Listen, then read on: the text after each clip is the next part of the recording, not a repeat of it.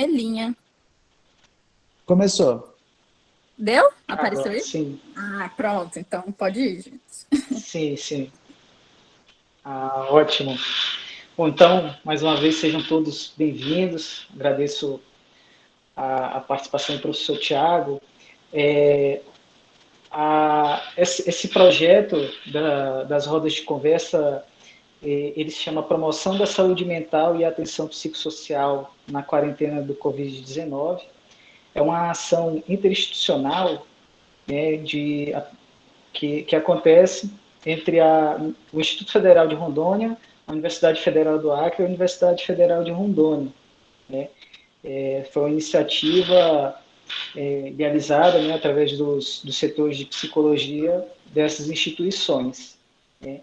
E alguns outros colegas, outros profissionais que também colaboram com a gente e que estão aqui presentes.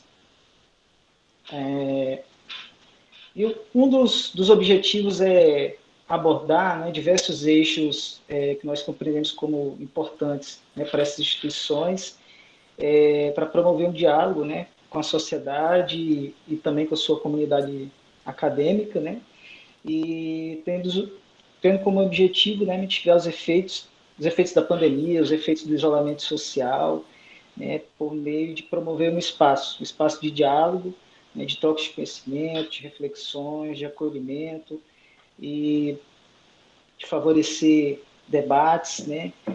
E então acho que partiu aí dessa ideia, né? E já estamos realizando rodas desde o mês de abril.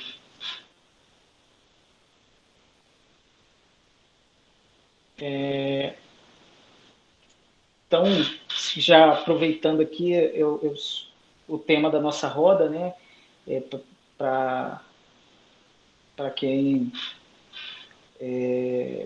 está aqui na sala, é a Universidade de Sofrimento Psíquico em tempos de pandemia. Né, e aí eu queria só dar uma breve explicação para quem de repente está participando pela primeira vez, a dinâmica que nós geralmente adotamos, né? Nós primeiro teremos uma explanação, né, do professor Tiago, e no segundo momento nós abrimos para a interação dos participantes, né, ou através do chat ou pelo microfone, conforme vocês se sintam mais à vontade. Né? E nós da organização, nesse segundo momento, nós vamos ajudando o professor com a leitura do chat ou com as inscrições, né, para as falas pelo microfone. Né? Eu também quero avisar que nós estamos tendo a tradução simultânea para Libras. Né? Queria agradecer a equipe de tradução de Libras da UFAC, né?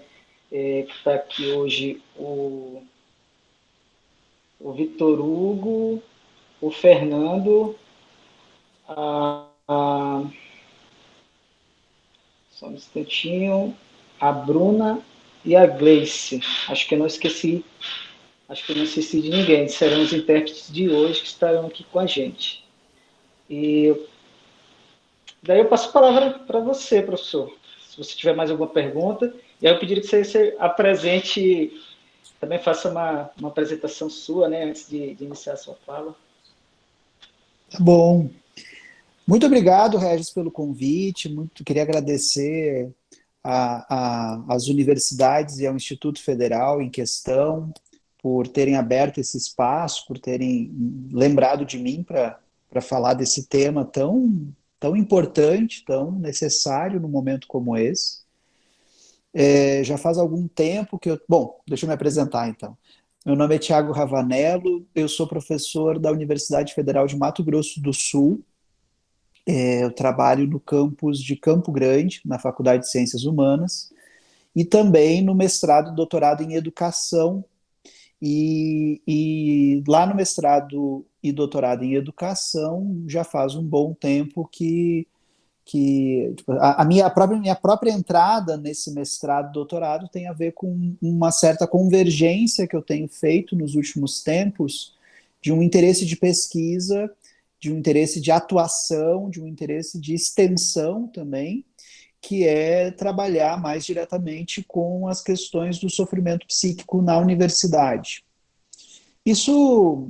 Essa conversa a gente começou, eu e o Regis, a partir de um evento chamado Psicologia no Sofá, organizado pela UNB, pelos pós-graduandos da UNB, e eles me convidaram para falar sobre sofrimento psíquico na universidade, e depois eu e o Regis conversamos um pouco sobre isso também, de onde saiu esse convite.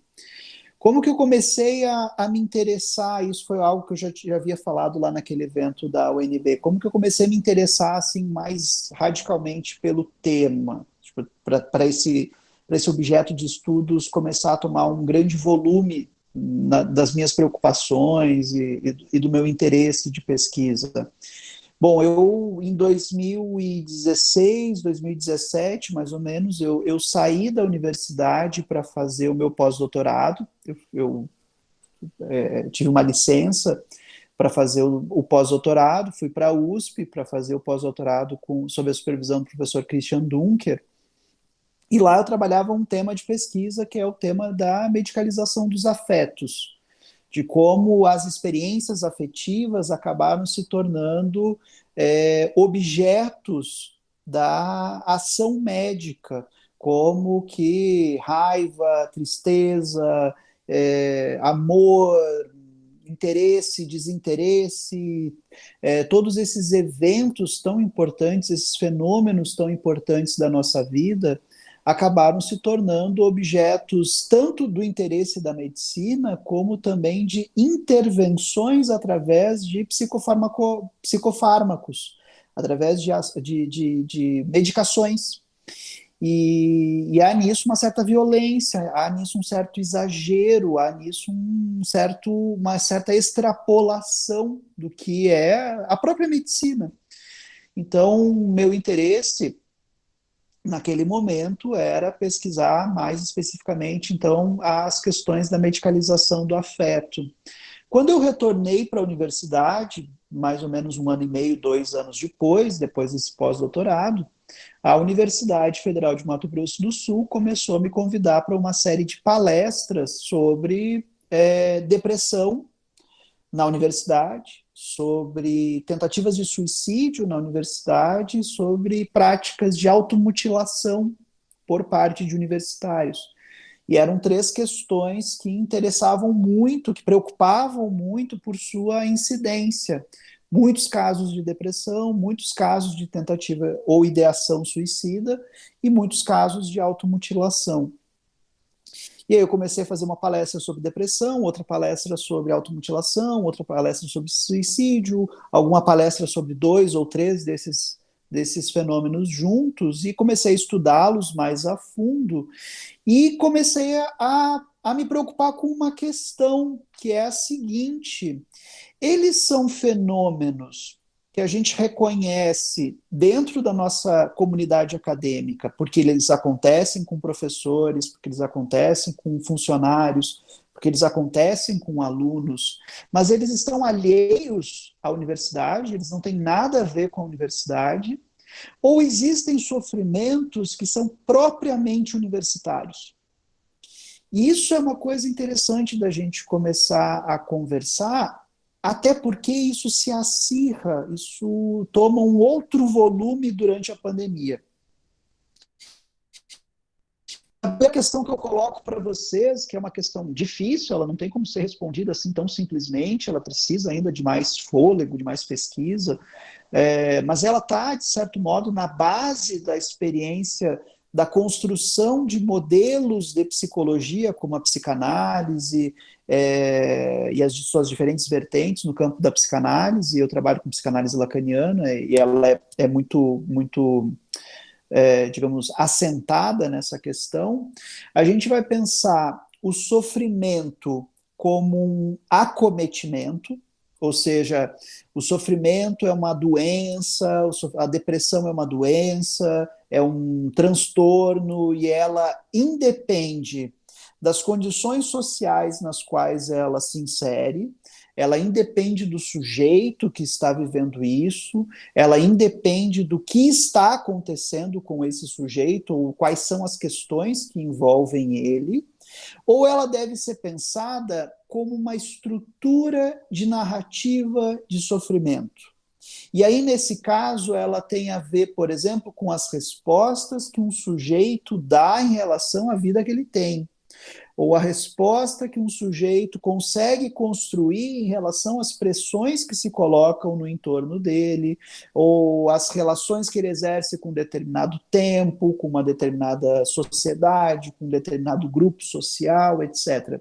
Se a gente cai no primeiro caso, a gente vai dizer que a depressão ela é um mal, e esse mal ele vai afetar universitários da mesma maneira como afetaria quaisquer outras pessoas, e a universidade ela vai se dar simplesmente a tarefa de repertoriar isso, e dizer, olha, dos nossos 100% de alunos, tantos por cento sofrem de depressão, mas ao mesmo tempo ela se desimplica disso. Ela diz, isso é um problema que é próprio à vida do sujeito, independentemente da sua condição de universitário.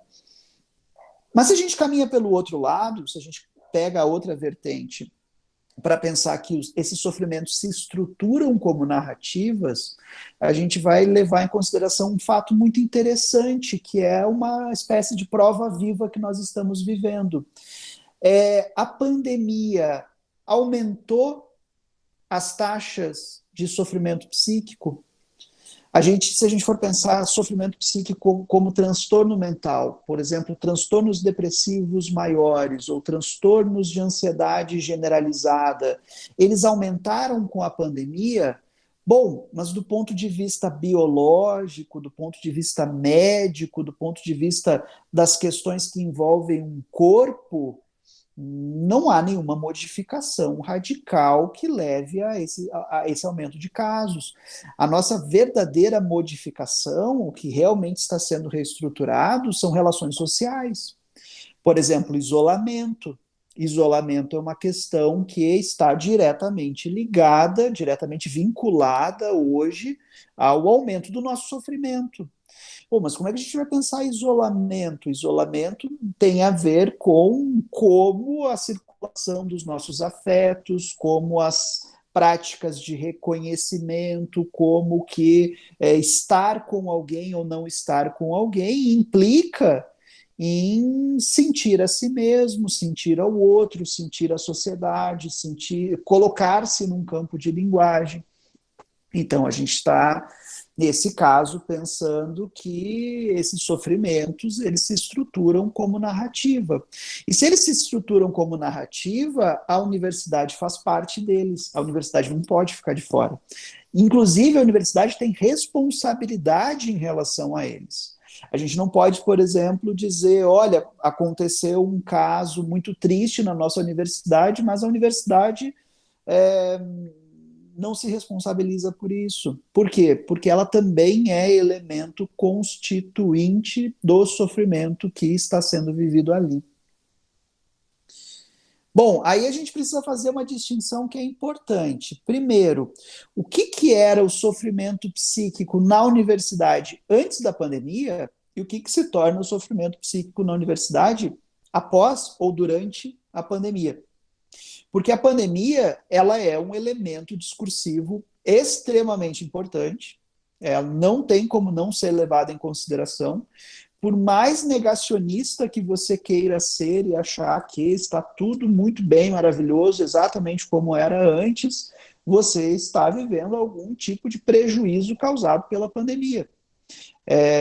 Seja ele financeiro, seja ele em termos de isolamento, mesmo que não seja o seu, é o isolamento de alguém que estava próximo.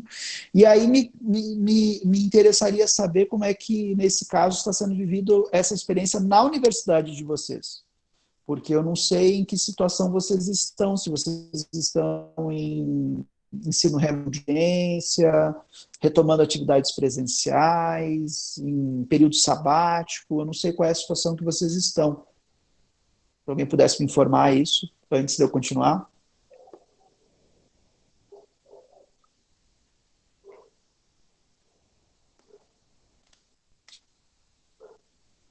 Você me dá essa informação, Regis? Aqui na UFAC, as aulas estão suspensas. E, pelo menos, acho que a maioria dos serviços, a maioria dos setores também estão em trabalho remoto. Tá. Os setores em trabalho remoto, mas as aulas suspensas. É isso? Sim. Tá. Sim, sim. Aqui na UFMS a gente está vivendo uma situação Eu acredito que diferente. somente algumas... A Cleidilene falou que no alguns campus onde programas ela de... trabalha...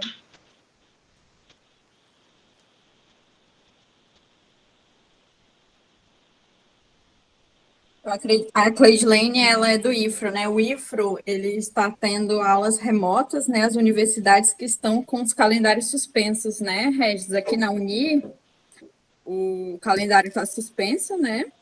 Desde março ele foi suspenso, então não está tendo aulas remotas. Existe uma discussão bem longa, né? Em relação ao ensino remoto, né, analisando todas as variáveis, mas até o momento não foi nada provado. Então, a gente está com trabalho à distância, né, remoto, os técnicos, os professores, mas sem aulas. O que está continuando é alguns projetos de pesquisas, PIBICs, projetos de extensão, somente. Okay. Isso aqui na Uni, né? Tá. Aqui na UFMS, nós estamos... A UFAC também. E só uma mensagem aqui da Fernanda, que é da UFAC, que a pós-graduação vai voltar por aulas remotas e a graduação segue sem previsão de retorno. E eu sei de alguns projetos de extensão que eles continuam com algumas atividades, né? Da graduação, PIBICs e tal. Regis, você consegue baixar um pouquinho a sua câmera? A gente está vendo só daqui para cima. Aí, melhorou. Melhorou? Melhorou. Deixa agora sim. IFRO Campus Colorado segue com atividades remotas. Bom, então eu vou tentar conversar com as duas situações. Aqui na UFMS, nós, em março, dormimos numa sexta-feira com ensino presencial e acordamos na segunda-feira com ensino remoto. Estou sendo um pouco irônico, mas foi na noite de sexta-feira que foi decidido e publicado que a partir de segunda-feira teríamos ensino remoto. Isso criou toda a sorte de dificuldades, porque trocar o pneu do carro andando é algo sempre muito complexo.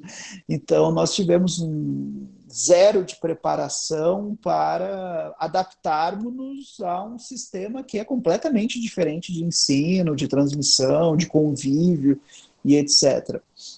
E isso tem implicações psicológicas, isso tem implicações em termos de sofrimento, quero falar um pouco disso. Então, imagino que com isso eu converso um pouco com o Instituto Federal daí, e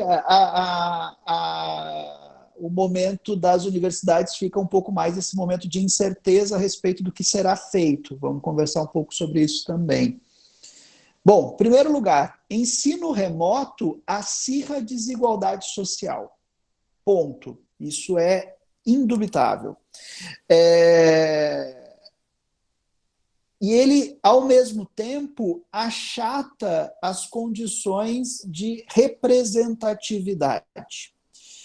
Por que ele acirra as desigualdades sociais? Porque quando vocês implementarem o ensino remoto, vocês vão perceber que internet de qualidade, webcam, microfone, fone, celular, computador, etc., são luxos. Eles deveriam ser pensados dentro da nossa época como elementos de necessidade básica em termos de comunicação e de cidadania. Por quê? Porque isso produz um determinado tipo de cidadão conectado em rede como a gente produz em determinadas situações, com bens, com segurança social, mas, ao mesmo tempo, a universidade começa a perceber o quanto ela viveu com uma espécie de grupo à margem de uma condição de cidadania que outros grupos dentro da universidade não tiveram problemas. E isso achata as condições de representação, de representatividade desses grupos. Eu vou dar um exemplo. Há pouco tempo atrás, nós tentamos... Eu estou atualmente na coordenação do curso de psicologia. E aí, dentre essas atividades de vamos ver como é que estão os alunos, vamos ver como é que eles estão se adaptando às condições remotas de ensino, etc., etc., um colega propôs que a gente fizesse um levantamento de quais alunos ou quantos alunos estavam em situação de dificuldades ou sem condições de acesso aos aparelhos e à internet que pudessem fazer com que eles acompanhassem as aulas de modo remoto. E aí esse colega lá pelas tantas diz assim, gente, eu não estou entendendo, porque as pessoas falam que tem que tem alunos que não estão conseguindo acesso, que não tem internet, que não tem computador, mas a gente fez o levantamento e descobriu que 100% dos nossos alunos têm acesso à internet e a computador. E aí eu perguntei para esse colega, mas como é que vocês fizeram esse levantamento? Ele falou pelo Google Forms. Aí eu falei assim, poxa, que resultado estranho esse que você consegue, que 100% das pessoas que responderam ao Google Forms eram pessoas que tinham acesso à internet e a computador. Entenderam? Tipo, a questão da representatividade, ela passa tanto por essas condições de consumo e de bens que a gente acha que não é representativo aquele que não consegue responder porque ele sequer tem condições de chegar até o formulário. Entende? Então, em que medida a gente consegue fazer um ensino remoto ou uma experiência, nem um pouco fidedigna. Como é que a gente consegue fazer a universidade chegar promovendo cidadania, promovendo emancipação onde isso não existia? Então, quando a gente diz, olha, mas 80%, 90% da universidade consegue se adaptar ao ensino remoto, a gente tem que pensar que é responsabilidade da universidade, em termos de promoção do sofrimento, o que será feito em termos de emancipação daqueles que não tiveram condições de acesso até então. E aí começa a se levantar uma questão, por que as universidades não fizeram isso antes? Porque antes a gente estava dizendo para os alunos, busca um artigo, não tem problema, você acessa. Eu já mandei, já passei isso para vocês em PDF, sem perceber o quanto a universidade, mesmo sendo uma universidade pública, acaba dizendo é representativo e está em condições de estar aqui quem tem uma condição de consumo de objetos e bens de informática a ponto desses bens de informática tornarem-se elementos da cidadania num país que não pensa nessa questão, que pensa nessa questão como uma mera questão de consumo e de luxo. Não é. Ela não é uma questão de consumo de luxo, ela é uma questão de cidadania. Bom, além disso, e aí eu acho que agora vai interessar um pouco mais para as universidades que estão com calendário suspenso, a universidade ela é uma instituição, ela é uma autarquia, ela tem os seus regulamentos, ela tem o seu nome social, etc. Mas mais do que isso, ela é tomada pela gente, professores, funcionários e estudantes, como uma forma de vida. A universidade é uma forma de subjetivação. Então, se cair o prédio da universidade, se fecharem o registro social da universidade, nem por isso nós vamos deixar de ser docentes, discentes, funcionários, porque isso está extremamente entranhado em nós. E olha só que coisa interessante, isso é tão reconhecido pela nossa sociedade que se eu me envolver num crime, a notícia será: professor universitário comete um crime.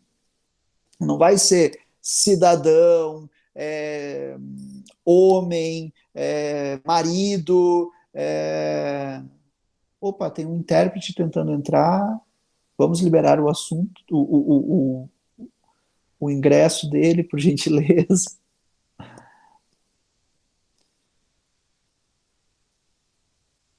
Aguardo, continuo.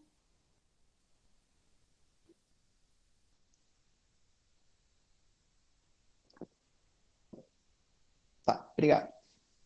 Então, vejam, eu sou reconhecido por diferentes lugares sociais, eu sou reconhecido por diferentes, para usar um termo lacaniano, por diferentes significantes que vão me servir como experiências de linguagem que me localizam nesse mundo. Mas para a sociedade, essa de professor universitário, docente, membro de uma instituição, ela é extremamente importante e reconhecida. E para nós que vivemos essa instituição e essa vida dentro da instituição, a gente sabe que ela organiza o nosso tempo, ela organiza a nossa subjetividade, ela organiza a nossa identidade, ela organiza a nossa forma de pertencimento e de reconhecimento no mundo. E isso não é pouca coisa. Então, por exemplo, estamos com atividade em suspenso. Ok, estamos com atividade em suspenso. E continuamos professores? Continuamos alunos? Continuamos funcionários da universidade? Ou se cria aí experiências de vazio, experiências de desorganização, de descontinuidade, por exemplo, em relação à rotina. Eu me lembro de um colega de outra instituição que está falando, que me diz o seguinte: para mim todo dia agora é domingo à noite. Aquela sensação de que a qualquer momento vai encerrar esse período e vai começar uma segunda-feira, mas não começa. Então amanhã de manhã é domingo à noite, amanhã de tarde é domingo à noite, amanhã de noite é domingo à noite. Por quê? Porque ele está com uma rotina em suspenso. Essa rotina é organizada por uma experiência de universidade. Às vezes isso é tão violento, e eu diria que talvez ninguém na universidade sofra tanto com isso quanto o pós-graduando. Por quê? Porque para o pós-graduando nós criamos um tempo sem interrupção. Então a gente acredita que durante 24 horas do dia, 7 dias na semana, todos os meses, durante 24 meses, ele está à disposição de sua pesquisa. Ele está trabalhando. Ele está fazendo algo que, de alguma forma, tem que repercutir em resultado. E essa experiência para o pós-graduando é uma experiência enlouquecedora. Por quê? Porque ela constitui a universidade como um outro sem limites. Um outro que vai invadir a sua casa, que vai invadir a sua família, que vai invadir o seu feriado, que vai invadir o seu descanso, que vai criar um sentimento de culpa violento toda vez que ele disser estou exausto, preciso parar, toda vez que ele disser não, mas espera aí, tem uma outra coisa que também é do meu interesse, por exemplo, uma determinada pessoa, uma festa, alguma coisa que eu gostaria de fazer também, que seria direito dele, caso ele estivesse em qualquer outra forma de vida organizada pelo trabalho, mas que na universidade a gente se sente no direito de roubar do aluno e dizer, durante 24 meses, você precisa estar produzindo. Essa experiência tem levado pessoas ao limite. Essa experiência, ela é sim ela resulta sim em ideações suicidas, em experiências depressivas, em automutilação, como tentativas de separação em relação ao outro, ou em tentativas de inclusão do outro como alguém que olhe a ferida, como alguém que olhe para esse corpo, como alguém que reconheça essa dimensão de sofrimento. Então, no caso das instituições ou das experiências frente à pandemia que estão em suspenso, o que mais elas suspenderam? Elas não suspenderam só a rotina, elas suspenderam também uma forma de pertencimento em relação a uma comunidade. E isso é algo que a gente pode pensar, pô, é necessário, é importante, tem a ver com a nossa preservação, tem a ver com a preservação da saúde, mas ela não pode ser feita sem cuidado, ela não pode ser feita sem o que a gente coloca aí nesse lugar, o que a gente ocupa, o que a gente constrói aí nesse lugar. Nesse caso, a gente tem que pensar que nessa experiência da universidade tem algo que criou um regime de incerteza em relação ao ser. E isso os alunos têm nos dado como resposta, inclusive no ensino remoto. Eu não sei até que ponto eu sou hoje estudante de psicologia, porque eu estou no ensino remoto. Eu não tenho mais o RU, eu não tenho mais a unidade 6, onde eu tinha aula, eu não tenho mais o corredor central, onde eu caminhava, via pessoas, etc.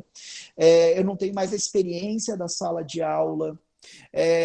Algumas experiências de ensino tornaram-se assíncronas, ou seja, a gente manda o vídeo e o aluno vai assistir quando ele puder, quando der, etc.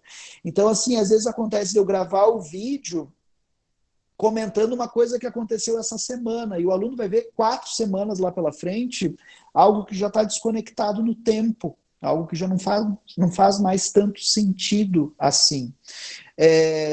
Isso cria experiências de não pertencimento em relação ao tempo em que eu vivo, à sociedade que eu habito, às relações sociais que eu exerço. Então, é necessário que a gente, enquanto universidade, compareça aí como regime de cuidado, de promoção da saúde, de proteção também psicológica. Para aqueles que estão em ensino remoto, é necessário também a gente pensar uma outra dimensão desse sofrimento, que é as universidades e os institutos federais nunca se tornaram tão totalitários na vida. E aqui eu estou fazendo uma referência próxima de um pesquisador importante para o campo da psicologia social, que é o Goffman, que fala de instituições totais. Quais são as instituições totais? Presídios, exército, igrejas, em determinadas relações com a igreja, em que você cria uma relação simbólica que não tem término, que não tem pausa, que não tem stop, que não tem possibilidade de separação em relação a elas. A gente, como eu falei, a gente já vive isso na pós-graduação, considerando que o aluno da pós-graduação é um aluno que tem que produzir e tem que estar em conexão com o programa 100% do tempo, mas com o regime de ensino remoto, isso se tornou avassalador para docentes, para discentes e para funcionários. Por quê? Porque antes eu podia dizer para a minha universidade algo do tipo, ok, segunda-feira eu resolvo isso. Eu não estou mais na universidade, amanhã quando eu voltar eu vejo. E onde que é a universidade agora? A universidade agora é aqui no quarto da minha filha. A universidade agora é no meu escritório, a universidade é na sala da minha casa, a universidade é no meio da minha família, a universidade está em todo lugar. E nós somos convocados em todo lugar e a qualquer momento. Então, por exemplo, qual é o horário que o aluno tem para tirar uma dúvida? Se ele assiste o vídeo na hora que ele pode. Antes ele faria isso numa sala de aula. Antes, numa sala de aula, a gente diria assim, olha, eu vou ficar 5 horas com você, eu dou uma disciplina de fenômenos e processos psicológicos do enfoque psicanalítico, que tem 5 horas em sequência. Eles reclamavam que era cansativo, que era pesado, etc., mas era 5 horas da minha semana em que eu dizia, olha, não tem celular para mim, não tem filha brincando no meu colo, não tem esposa conversando comigo, não tem amigos me chamando. Durante 5 horas da minha semana, tudo estava em suspenso, porque eu estava ali integralmente. E essa era 5 horas nas quais eu poderia dar total atenção para eles e eles também. Eles poderiam dizer assim, professor, essa é a hora ideal para eu tirar uma dúvida com você. Alguns reclamavam de mais espaço além disso, e a gente conseguia organizar uma palestra, um horário para tirar as dúvidas que a gente marcava, combinava, vamos lá para a nossa sala. Mas aí a gente começa a perceber o quanto esses espaços físicos, eles organizam não só condições das coisas acontecerem, porque elas estão acontecendo agora em forma virtual, mas elas organizam também espaços para as coisas não acontecerem, para elas pararem de acontecer. E isso tem causado, como disse aqui a colega, sobrecarga, porque o aluno que assiste o vídeo da aula a 1 hora da manhã, ele vai fazer essa pergunta quando? Ele pode fazer essa pergunta 3 horas da manhã. E o outro que assiste 7 horas da manhã, fazer a pergunta às 7, às 8, às 9. Assim como a direção pode... Sim, com certeza acontece entre os servidores. Eu estou na coordenação do curso, então eu estou o tempo inteiro... secretaria acadêmica, como é que eu faço para matricular o aluno? Serviço de apoio pedagógico, o que está acontecendo com esse processo? E às vezes isso se estende para a noite, para final de semana, etc, etc. Porque no regime remoto, você contrata com a instituição que você está à disposição dela quando ela necessitar. Porque ela não tem como controlar o tempo que você efetivamente gasta no teu trabalho. E aí nós da universidade, vivendo isso, começamos a nos colocar numa condição que a gente chama de trabalho intermitente. Trabalho intermitente é algo que vive quem trabalha com Uber, quem trabalha com iFood, quem trabalha com determinadas formas de prestação de serviço e que são adoecedoras. E talvez a gente nunca tenha, enquanto universidade, enquanto pesquisadores da saúde mental, nos atentado para o fato, exceto agora que a gente está vivendo isso na pele, o quanto isso é produtor e promotor de sofrimento psíquico. A ideia de que a qualquer momento você será requisitado e que o teu espaço de descanso, de isolamento em relação a isso, de separação, de pausa, me pertence enquanto empregador. É meu.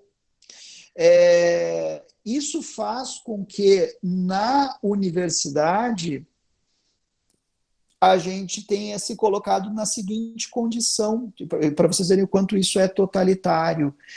Quem vai tomar hoje a decisão a respeito do fim do nosso isolamento? É a universidade. A universidade vai tomar essa decisão. A universidade, em algum momento, vai dizer assim, portaria número tal, a partir de agora, consideramos que tais e tais e tais atividades podem retomar. Isso implica, de certo modo, uma experiência de submissão, de assujeitamento, porque pode ser que eu não concorde, pode ser que eu ache isso complicado, pode ser que eu não esteja ainda, do ponto de vista psicológico, pronto para enfrentar um retorno a uma atividade presencial. Eu, por exemplo, tenho uma filha que tem asma, e nós já tivemos gripe H3N2, nós três, eu, minha esposa e minha filha. Minha filha teve que ir para o hospital, teve que ser hospitalizada. Então a gente já viveu essa experiência de ficar ali no limite entre será entubado, não será entubado, terá que ter respiração artificial ou não, etc. Que é uma incerteza dos limites entre a vida e a morte.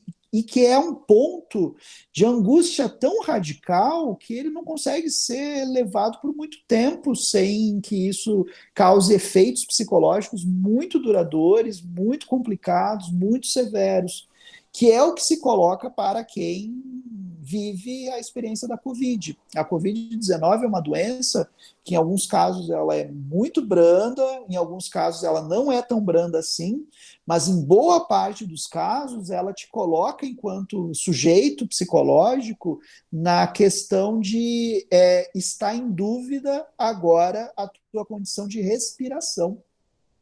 E a gente não sabe por quanto tempo a gente vai ficar na incerteza de como você vai viver isso e como você vai passar por isso.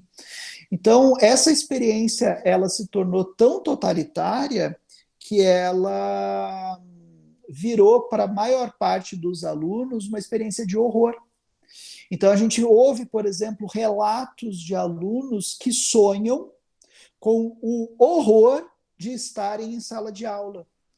Pensa que coisa mais subversiva em relação ao que a universidade sempre foi, porque a universidade sempre foi movida pela experiência do desejo em estar em sala de aula, pelo desejo de estar numa experiência de aprendizado, pelo desejo de estar em pesquisa, pelo desejo de estar em contato. E os sonhos acabavam ser os sonhos de, os pesadelos, pelo menos, eram pesadelos de estar nisso não preparado, estar nisso nu, estar nisso à mercê do outro, ou seja, do meu desejo se tornar tão arrebatador que me colocasse à disposição do outro e sem controle. Agora, o sonho, ele vem com outra configuração, que é: eu tenho medo da universidade, eu estou com medo da universidade, eu estou com medo de voltar, eu estou com medo de retornar, eu estou com medo de uma portaria me obrigar. E isso tem a ver com a maneira como a gente tem construído historicamente a nossa relação com a universidade, colocando ela nesse lugar, nessa dimensão de um outro que pode transformar a minha vida. Será que é essa relação que a gente quer da universidade com a sociedade? Será que isso não é algo que tem que ser repensado? Veja bem como a gente tem construído, por exemplo, na sociedade brasileira, o discurso de que, universidade não é para todos; 2, para aqueles que entrarem, sua vida será transformada; e 3, essa transformação você vai passar por ela de forma passiva. É a universidade que vai te transformar, e não o contrário. E 4, isso estima o interesse do mercado. Então se torna uma experiência de assujeitamento tão violenta que você vai ter que, durante a tua formação, descobrir o que o outro quer de você, e não o que você quer em relação ao outro. Isso fica perdido nas pequenas opções, por exemplo, esse estágio ou aquele estágio, essa área ou aquela área, fazer essa disciplina agora ou fazer depois. Então, quando a gente pensa que a universidade ela pode ser repensada, ela pode ser transformada para repensar o que ela tem produzido em termos de sofrimento, a gente tem que reconstruir o lugar de outro dessa universidade. A gente tem que repensar a universidade em termos simbólicos. Não é a universidade que tem que nos adaptar para o mercado de trabalho. A universidade tem o direito, tem o poder e tem a condição de transformar o mercado de trabalho, de transformar relações sociais. Então, a universidade, como um elemento transformador de uma sociedade, ela tem uma potência gigantesca, motivo pelo qual, volta e meia, ela se torna inimigo público número 1. Seja através de processos de desmonte do tipo vamos privatizá-la, vamos entregá-la ao interesse do mercado, etc. Seja através dessa política mais baixa do tipo quem está na universidade é maconheiro, universidade não faz nada, não produz nada, é um bando de vagabundo, etc, etc. Quanto também numa forma mais sutil, que é vamos entregar a universidade aos interesses de outros.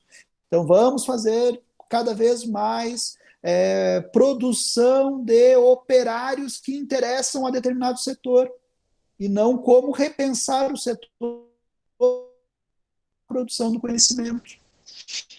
Isso é algo que a gente precisa repensar radicalmente em termos de pandemia.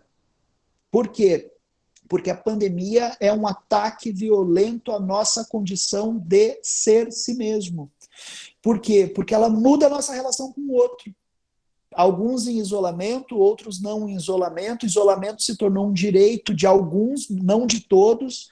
Isso não foi garantido pelo nosso Estado, isso não foi garantido pelo nosso conjunto social. Então, a nossa relação com o outro acabou se tornando muito atravessada por questões não pensadas. E isso me parece que é um dos fatores predominantes do sofrimento na universidade hoje, que é não conseguir dialogar bem no sentido da construção de um lugar para o aluno, de um lugar para o funcionário, de um lugar para o docente, que inclua o desejo deles, ao invés dessa coisa que é fechem os olhos, façam de conta que não está acontecendo nada, porque a universidade não pode parar. Acho que é isso, para provocar a discussão, começamos a partir daí, que tal?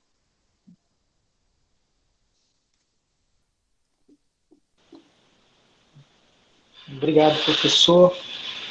Agora nós vamos abrir para as perguntas, para as colocações. Vocês podem fazer isso pelo chat, alguns já começaram a fazer, ou mesmo pelo microfone. E o Neemias, ele vai ajudar a gente na organização desse momento. Amanhã eu vou fazer uma outra palestra sobre sofrimento psíquico na universidade, que foi organizada pelo Centro Acadêmico do Curso de Psicologia da Federal da Grande Dourados, da UFGD. Então, quem quiser indicações, endereço disso, me procura no Instagram, que vai estar lá os dados. E amanhã eu vou falar disso mais pela lógica do sofrimento do aluno. Uma das coisas que eu vou tocar amanhã é nessa questão da visibilidade. Para o professor, é muito dolorosa a experiência de dar aula para alunos que fecham a câmera, não ligam o microfone. Posso divulgar o seu Instagram aqui pode. no Te agradeço chat? muito.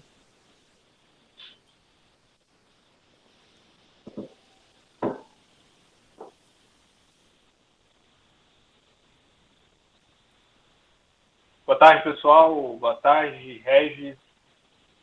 E aí, Thiago, tudo beleza? Tudo bom? Qual o seu nome? Neemias. Me chamo Neemias, cara, profeta da Bíblia. Deixa eu falar uma coisa aqui. Eu vou tentar ajudar aqui nesse momento das perguntas. Então, a gente tem basicamente duas formas, né? Geralmente a gente utiliza duas formas de participação. Você pode participar aqui pelo chat, escrevendo. Então você pode fazer um comentário, uma pergunta.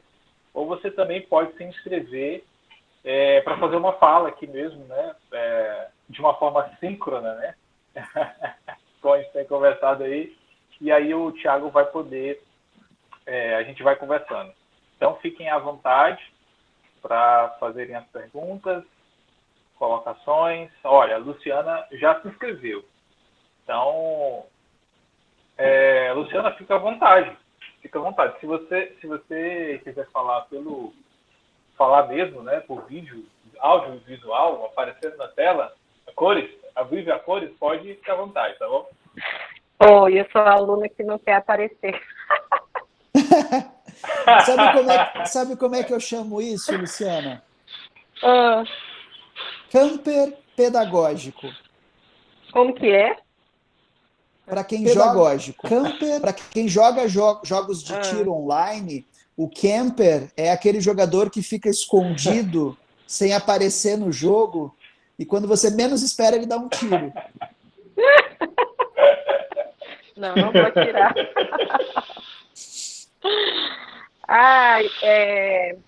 Primeiro, boa tarde, né? Eu sou Luciana, eu sou docente de uma instituição privada aqui no Acre.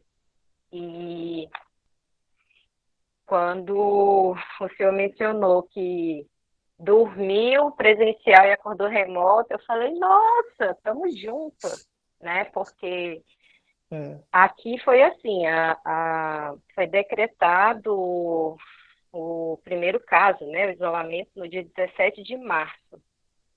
E no dia 19, nós já estávamos ministrando as aulas na modalidade remota. E esse semestre, o primeiro semestre, foi desafiador, né? Porque eu fiquei pensando nessa questão de assujeitar, né? Os professores não tiveram escolha e os alunos também não. E a gente precisou se adaptar, né? Que acho que é a palavra que eu mais ouvi ao longo desse período todo. E aí, assim, acho que vou mais compartilhar uma angústia do que fazer uma pergunta, mas se você puder falar alguma coisa Claro. para acalentar o meu coração. O que eu tenho enfrentado, assim, a maior dificuldade é o contato com os alunos. Ao longo do semestre, muitos alunos trancaram o curso, uns porque não tinham internet de qualidade, e aí, assim, quando você fala que acaba acontecendo essa questão de divisão de classes, né? Trazendo a realidade da instituição pública, né? Isso acontece na instituição privada. Então, muitos alunos trancaram porque não tinham uma internet de qualidade e não conseguiam acompanhar as aulas, né? Mas, assim, para mim o que foi mais difícil é aquela sensação de que eu estava falando para a tela de um computador, né?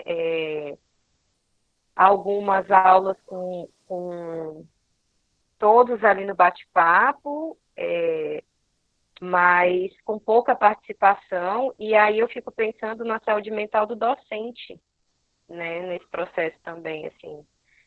Porque por mais que você tente adaptar, por mais que você tente usar ferramentas, né, eu brinco que eu aprendi a utilizar várias ferramentas, mas ainda assim parece que não é o suficiente, né, e aí, assim, a maior dificuldade foi nesse sentido, assim, né, os alunos pouco participativos, a questão de um ambiente adequado, né? Quando você fala a universidade foi para o quarto da filha, a universidade foi para a sua casa, foi para todos os lugares, né? Teve uma aula que eu falei para os alunos, tirem Isso eu foto. tenho uma sorte imensa de ter o quarto da minha filha, de ter o escritório. Em algumas situações isso não ocorre.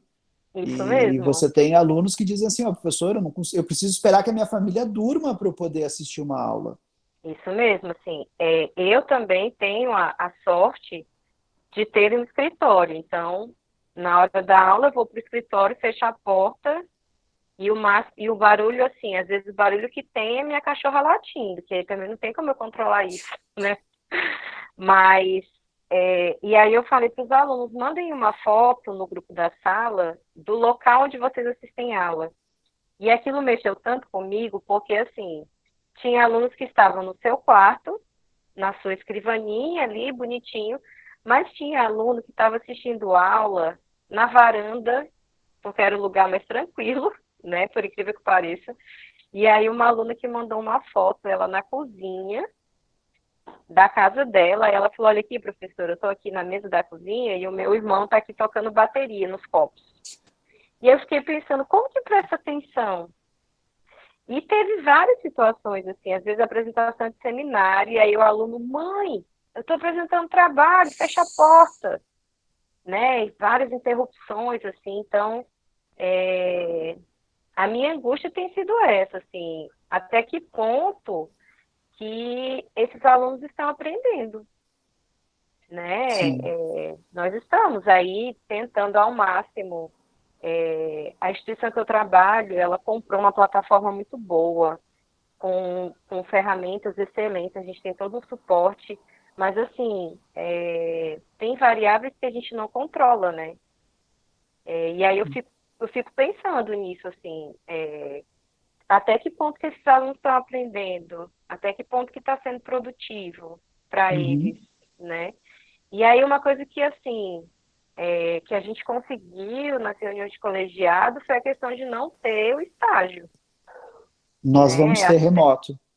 Então, a gente conseguiu, né?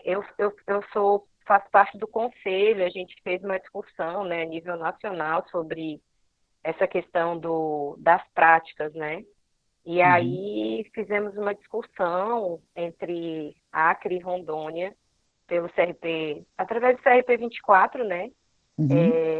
E as instituições, até então, a gente conseguiu, assim, entrar num acordo de não ter o estágio remoto. A gente conseguiu esse semestre, mas assim, a gente não sabe até quando que isso vai durar, né? E aí tem aluno que é contra, que eles querem ter o estágio do jeito que for, porque eles querem se formar. Então, são muitas questões, assim, que eu penso que angustia mesmo, que a gente tenta se adaptar, mas que acaba não dando certo, né? Tá. Era Eu isso. vou falar 3 coisas para você de trás para frente, começar pelo fim. Ok. Em relação aos estágios, eu tenho trabalhado com os alunos da seguinte forma. Tem alguns alunos que consideram que a melhor situação seria suspender as atividades. Suspender as atividades, fazer um ano sabático, que o semestre não deveria ter continuado e tal. Existe essa opção. Isso é uma coisa que eu falo para os alunos. Existe essa opção. Matricule-se em apenas uma disciplina e reprove por falta. E tire o teu ano. E não há problema nisso, não tem problema nenhum. Pelo contrário, isso pode ser bom, isso pode ser interessante. Você não quer fazer uma atividade remota de estágio? Não faça, não se obrigue a isso. Prefere arcar com um prejuízo no tempo? Ótimo, arca com prejuízo no tempo. Agora, por outro lado, você não quer arcar com prejuízo no tempo. Bom, então o que você tem à disposição hoje é um estágio remoto, e a gente vai fazer ele da melhor forma que a gente puder, com todos os prejuízos que a gente sabe que isso vai ter. Agora, um pouco o que os alunos demandam é uma experiência sem prejuízo, e isso não existe agora. Isso não vai existir agora para ninguém. Todo mundo vai ter algum tipo de prejuízo, e eu acho que é isso que está sendo tão difícil de ser encarado num momento em que a gente vivia de pleno neoliberalismo, de achar que aos vencedores as batatas, a gente não vai, ninguém vai perder nada se for um vencedor, a gente está com a vida confortável, se tiver algum desconforto, a gente compra algum objeto e resolve. Se sentir calor, compra ar-condicionado. Se sentir frio, compra aquecedor. Se não quiser cozinhar, compra comida de fora. Só que não existe ainda um objeto que a gente possa comprar que fosse a vacina, que fosse um tratamento efetivo que nos proteja. Então a gente vai ter que distribuir entre nós prejuízos. E do ponto de vista acadêmico, ou a gente vai criar um prejuízo de tempo, do tipo, você quer a tua formação como ela era? Ótimo, espera. Ou a gente vai criar um prejuízo de ensino, que é o que a gente tem para te transmitir agora, não é tão bom quanto era antes. E aí você escolhe. Faz sentido isso? A segunda questão... então, acho que talvez o que esteja mais aí em perspectiva é essa nossa posição comum hoje do cotidiano de prejuízo eu não aceito, frustração eu não quero. Então, isso me parece complicado num momento de pandemia. A gente precisa trabalhar isso. Assim, tipo, vai haver perdas, todo mundo vai passar por essa tempestade, ninguém vai passar ileso. De um sentido mais lacaniano, eu diria que isso tem a ver com reconhecer a castração, reconhecer que há um limite simbólico para o nosso desejo. Isso está posto. A segunda questão que eu ia te falar é em relação a uma certa relação que tem se estabelecido entre professores e alunos, que a gente precisa repensar e reconstruir. Isso tem a ver com uma lógica de articulação do desejo na contemporaneidade, na juventude. A maioria dos nossos alunos são alunos entre 18 e 25, 27, 28 anos.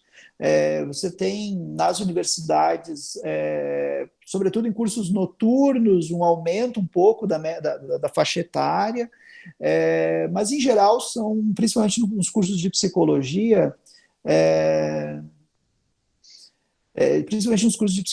você tem alunos muito novos.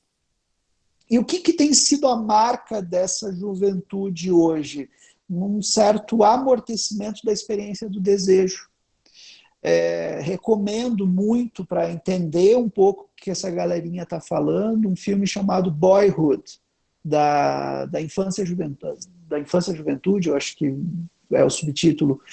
É um filme interessantíssimo que eles fizeram durante 12 anos, eles acompanharam um personagem. Eles fizeram gravações em pequenos flashes ao longo de 12 anos para tentar contar uma narrativa de crescimento. E uma coisa que esse filme mostra muito é como esse jovem se tornou uma espécie de passageiro na experiência do desejo do outro. Isso virou o que a gente chama, num pensamento lacaniano, de um movimento de... Me fugiu a palavra agora? Afânise. Um certo apagamento da dimensão subjetiva. Então, o que esse aluno espera do professor? Que ele desperte o meu desejo. Então, eu tenho que dar uma aula muito divertida, eu tenho que dar uma aula muito emocionante, eu tenho que dar uma aula que explique para ele por que ele pode desejar essa área, por que ele pode desejar essa profissão, por que ele pode desejar essa construção subjetiva. E talvez eles não percebam que esse processo não funciona bem do lado de cá. Esse processo tem que ser negociado e tem que ter mais participação deles. Então, quando a gente sai desse período de presencial, no qual estamos lá nos esforçando de todo jeito para despertar a experiência desejante do aluno, que está com um certo tédio, que está com um certo esvaziamento, que está com um certo distanciamento, que você não sabe onde que ele está, qual é o interesse dele, etc. E vai para o remoto, a gente precisa que ele duplique esse interesse. E o que ele fez foi o contrário, ele diminuiu ainda mais, para dizer assim, vou querer isso? Já era ruim antes, já era fraco antes, já era desinteressante antes. E aí eles se apagam, eles desligam a câmera, desligam o microfone e ficam com uma experiência de quase sono da aula. E reclamam muito. E reclamam da gente, reclamam tipo assim, cadê você para despertar o meu desejo? Cadê você para despertar meu interesse? Por que você não gamifica a tua aula? Faz um Minecraft aí da psicologia. Transforma a tua aula num jogo de tiro. Vamos lá, Lacan com metralhadora na mão, lutar contra o recalque. Não dá, gente. Tem coisas que não vão funcionar assim. Então, eu, como coordenador de curso, eu vou em contato com as turmas para dizer o seguinte, o que vocês querem? O que pode ser uma experiência do desejo de vocês? Ah, não sei, professor. Então, começamos mal a nossa discussão. A nossa discussão tem que passar por um reconhecimento da experiência desejante. Isso é responsabilidade de vocês também. Isso não pode ser só responsabilidade nossa. E aí vou encerrar com o teu começo. Vamos falar alguma coisa para esse coração, vamos falar alguma coisa para esse professor, para essa professora. Eu sinto que eu não estou fazendo nada. Não, você está fazendo alguma coisa. Eu sinto que eu não estou transmitindo. Não, você está transmitindo alguma coisa. Mas talvez não seja o ensino. Talvez o ensino não seja a coisa mais importante. E eu acho que isso tem sido uma coisa muito difícil das universidades entenderem. A gente está tão focado ao longo da história da universidade em transmitir ensino e construir uma profissão, que a gente esquece que essa não é a função mais importante da universidade. A função mais importante da universidade é produzir emancipação. A função fundamental da universidade é você dizer a uma sociedade que ali é um sujeito. Ali é um sujeito que se construiu e se emancipou pela engenharia, pela psicologia, pelo serviço social, pela construção de um professor, não importa, mas ali é um sujeito e a gente reconhece. E esse sujeito é emancipado, esse sujeito se libertou de alguma coisa, se produziu de alguma forma. Então, isso tinha que ser o foco agora. O foco não é se ele vai ou não entender a teoria. O foco agora é se a minha experiência permite a emancipação dele. E isso tem que caminhar no sentido contrário dessa multiplicação de plataformas, no qual eu, lá como professor, estou dando ok no Classroom, estou aceitando o trabalho, estou dando feedback, etc. Isso tem que caminhar no sentido de, tipo, eu estou fazendo algo, eu estou te dando algo, mas eu preciso que você se emancipe a partir disso. Faz sentido?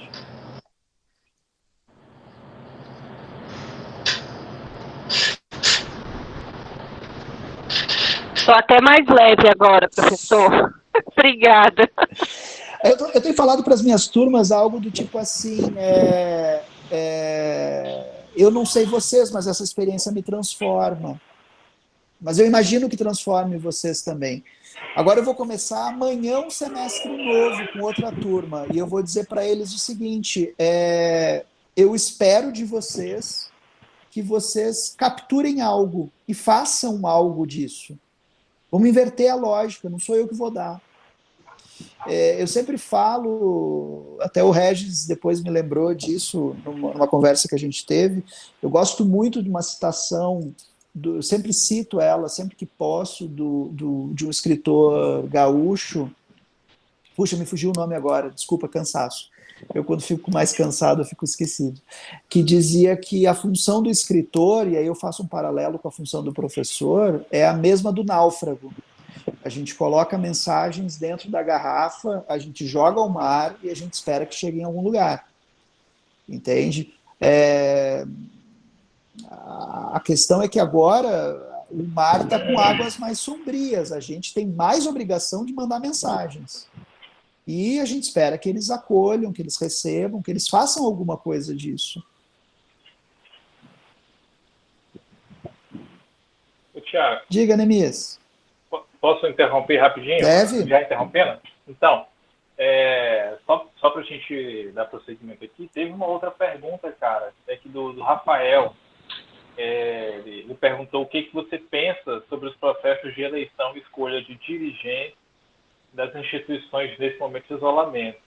E aí, eu vou emendar com um comentário da Giovana que diz o seguinte: talvez a gente esteja vivenciando a fase de negação de um processo de luto pelas perdas que a pandemia impõe. Concordo plenamente. Acho que a gente está fazendo de... Eu falei esses dias, até a pessoa ficou bem chateada comigo, uma pessoa que tem uma crítica muito violenta ao movimento conservador atual da política, e falou para mim assim: Tiago, as coisas têm que continuar porque a universidade não pode parar. E eu respondi: bom, a universidade não pode parar é o correlato acadêmico de a economia não pode parar. É a mesma coisa. É a mesma coisa. A questão é que, quando a gente vive essa experiência hoje de uma universidade que não pode parar, ela também não consegue parar para perceber o que ela está perdendo nesse processo. Por que a experiência de luto ela é uma experiência que leva tempo? Porque essa experiência de um reconhecimento da falta, ela tem que ser vivida, ela tem que ser experimentada. Então, eu diria assim, a universidade termina uma noite no presencial, começa outra manhã no remoto, ela não avalia o que ela perdeu. Ela não faz o luto do presencial. Ela não sonha um remoto. Por isso que eu acho que vocês que atrasaram esse processo estão mais em condições de dizer o seguinte: ok, o que a gente vai perder? O que a gente vai ganhar? O que a gente pode construir com isso? E o que a gente vai ter que assumir de cara que vamos perder? Entende? Eu, por exemplo, eu estou dizendo para as turmas logo de cara, olha, a disciplina que eu vou dar para vocês remota é infinitamente aquém da que eu daria presencial. A gente vai perder algo agora. Ponto. Isso vai implicar em vocês serem menos psicólogos? Não. Isso vai implicar em vocês depois, em algum momento, terem que correr atrás disso que agora vocês vão reconhecer como perda. Isso significa que eu também vou estar lá parceiro disso. Eu vou lá, junto com vocês, propor mais atividades presenciais no ano que vem, ou quando puder. Eu vou fazer, sei lá, curso de extensão, capacitação, palestra, o que puder, para tentar suprir essa falta. O problema é tentar passar por isso achando que não tem falta, que não tem perda, que não tem risco, que não tem nada. E tem, claro que tem. Como é que foi? Eu comentei o comentário da Giovana e esqueci as eleições. As eleições. Isso, exato. É complicado falar de eleições na universidade na nossa atual conjuntura. Eu não queria que isso soasse ideológico ou partidário. As pessoas às vezes fazem uma crítica talvez um pouco indevida em relação a isso. Mas é importante a gente frisar que ao longo dos últimos... Desde a ditadura militar até o fim do governo Temer, nós tivemos dois casos na história de professores que ficaram em primeiro lugar na lista tríplice. Desde que o governo atual assumiu a presidência, isso se tornou quase que uma regra. Isso se tornou prática comum. Isso é uma forma de intervenção política nas universidades. Isso é extremamente complicado, isso é extremamente criticável. Então, falar de eleições na universidade, de uma maneira geral, já é ter que pensar também nisso. Por quê? Porque em algumas universidades você acaba tendo votos que não são só em relação ao que eu gostaria que eu ocupasse o lugar de reitoria ou direção, mas também pensando na lista de como isso vai ser composto para evitar que um terceiro lugar assuma, um segundo lugar assuma. E isso é um elemento, digamos, intrusivo em relação à nossa história. Por outro lado, eu diria o seguinte: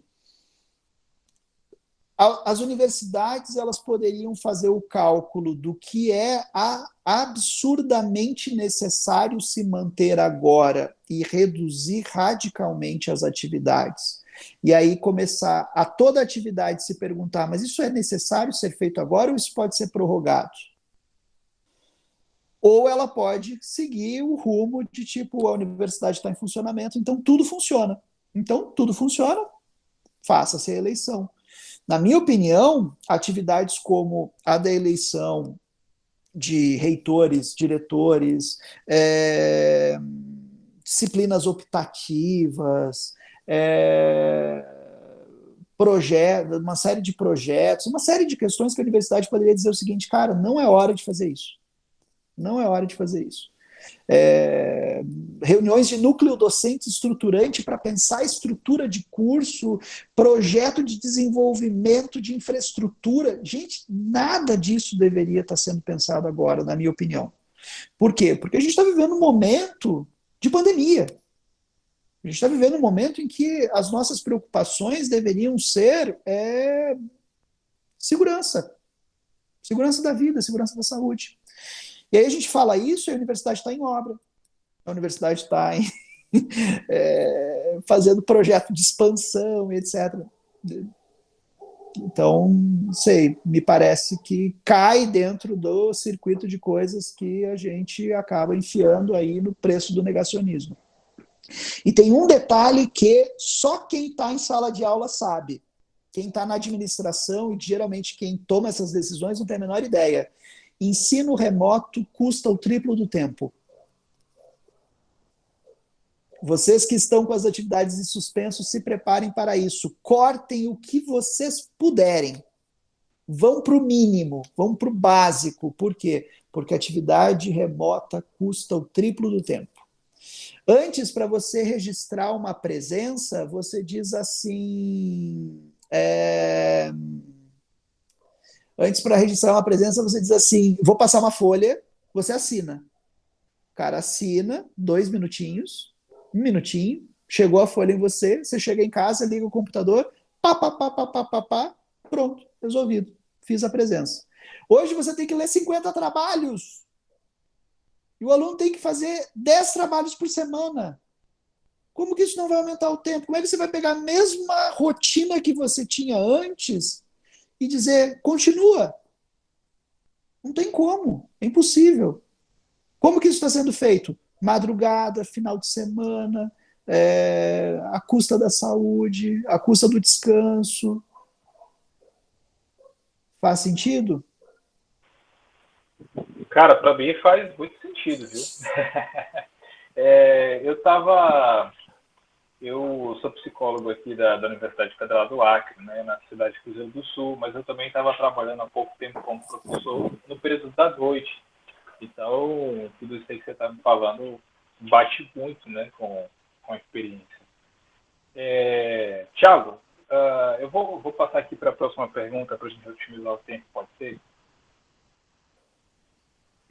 A Elaine, ela falou o seguinte, me chamo Elaine, tem uma questão que sempre levo comigo sobre o assunto. Como você falou, o contexto universitário é elemento constituinte do sofrimento psíquico. Tenho confirmado isso por meio da minha atuação profissional. Nesse sentido, como a universidade pode minimizar a experiência de violência, ou seja, não ser mais espaço de violência vivenciada principalmente pelos estudantes? A gente precisa pensar a clínica da universidade, em primeiro lugar. A universidade tem que ir para o divã. Vai precisar de um divã grande o suficiente para caber a universidade.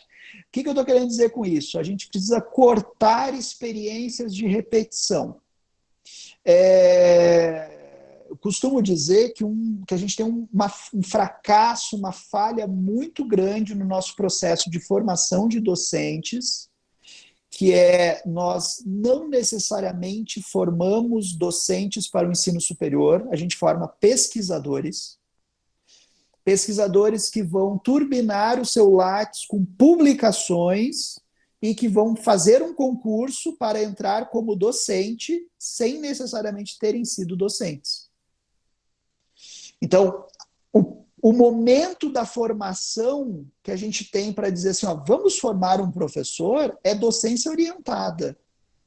E a docência orientada no Brasil, nos programas de pós-graduação, das duas uma, ou elas são muito curtas, ou elas são muito largadas.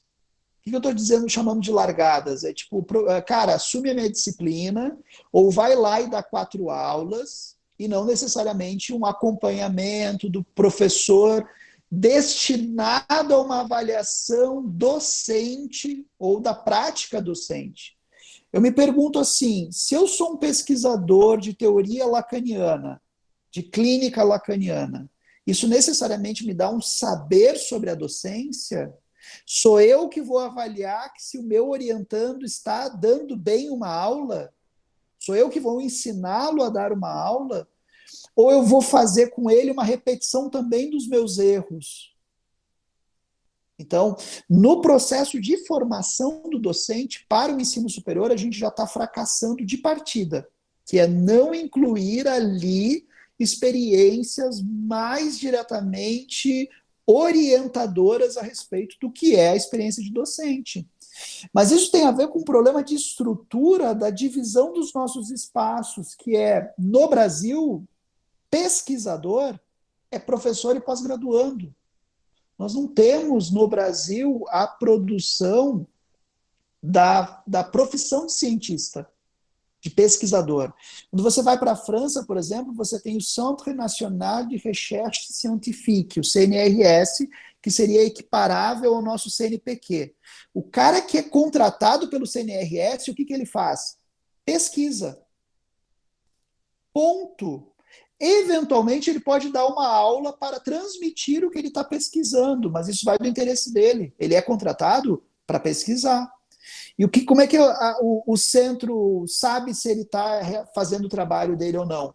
Metas de publicação, livro, artigo, participação em eventos, viagens internacionais, participação em eventos nacionais, internacionais, etc, etc. A gente cobra isso de quem no Brasil? Do professor. A gente espera que o professor, além de dar aula, cumpra o papel de cientista. E a gente forma ele como pesquisador para dar aula. O circuito não fecha. Tem alguma coisa de errado. Então começa por aí. Segundo ponto, o cara, que nem eu, passei lá 2 anos pesquisando para o mestrado o conceito de afeto em Freud, depois 4 anos pesquisando para o doutorado uma proposição discursiva para o afeto em Lacan, vou dialogar com semiótica tensiva, semiótica modal, etc. Terminei, publiquei, concurso, entrei, professor. Para onde que eu vou recorrer? Eu vou recorrer às figuras mais significativas da minha formação. Eu vou tentar recorrer àquilo que eu aprendi com os professores que eu lembro. Mas os professores que eu lembro que me marcaram necessariamente foram os melhores, nem sempre. Às vezes foram os mais violentos. Às vezes foram os mais agressivos. Às vezes foram os mais intrusivos. E aí a gente acaba colocando um vírus no sistema, que é o autoritarismo. Opa, quase derrubei minha câmera aí. Que é o autoritarismo, que é tipo assim, eu vou ser um bom professor se eu obrigá-los a produzir, estudar. Então, quanto pior eu for, mais eles vão estar impactados pela minha presença, e isso é bom. Não, isso é péssimo. Isso é produtor de violência institucional. Então a gente precisa reciclar isso também, e a gente precisaria fazer um movimento que eu vou propor agora na universidade, que é o de acolhida dos novos professores. Que é pedir para a universidade dizer o seguinte, cara, antes de botar esse cara em sala de aula, vamos prepará-lo. Vamos dar algo para ele. Vamos ajudá-lo a pensar a relação de subjetividade com o aluno. Vamos pensar a produção de promoção de cidadania, dignidade, reconhecimento, porque isso também é importante numa instituição. Respondi?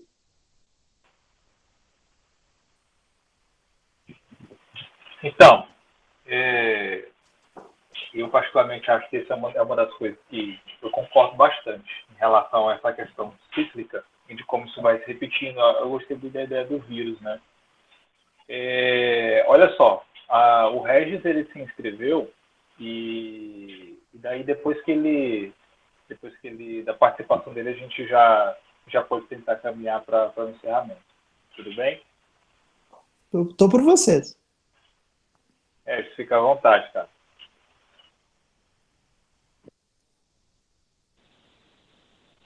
Bom, então eu tenho aqui acho que duas perguntas, né? Mas a gente abriria aí se alguém mais quiser se inscrever, né? Aí a gente faria uma espécie de última rodada, pode ser? Eu estou à disposição. Uma das perguntas, eu acho que você já começou a comentar, ou talvez até respondeu, nesse sentido de... É uma coisa que chama minha atenção, né?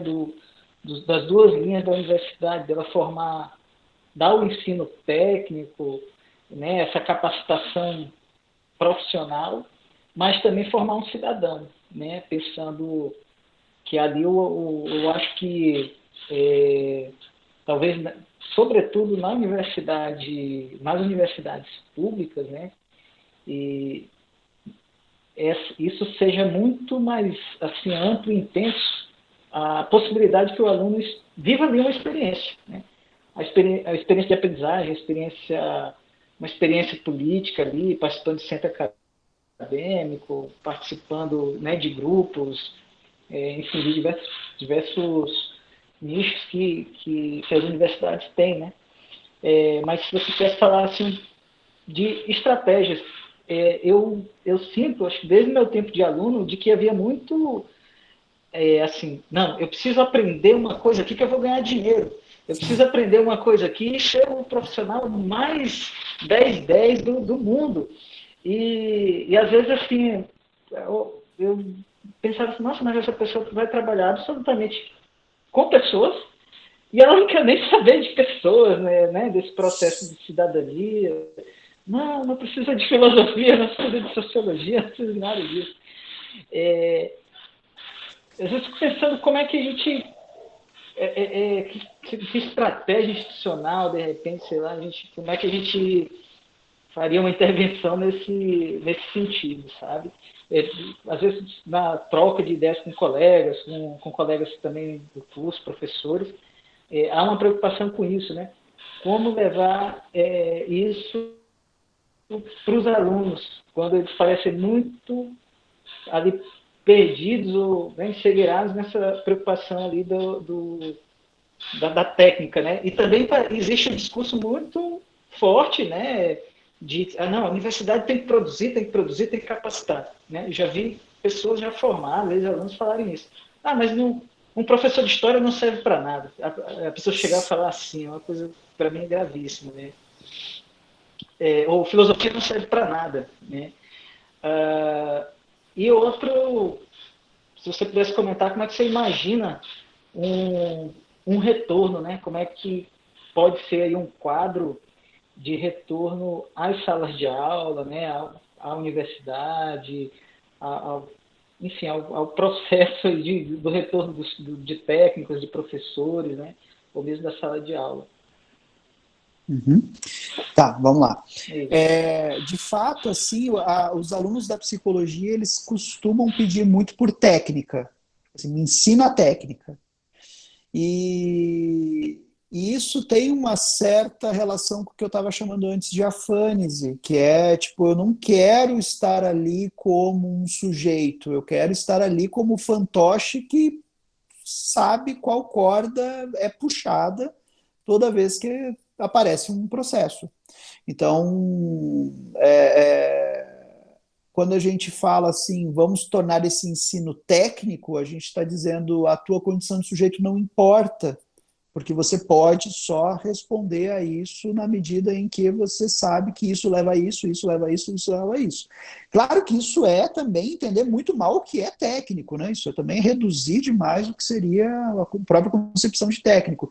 Mas quando o aluno da psicologia faz a fantasia de eu quero técnica, ele está, de certo modo, dizendo assim, eu não quero ter que me envolver tanto assim com essa formação. Isso é perigoso. Você tinha perguntado também sobre a questão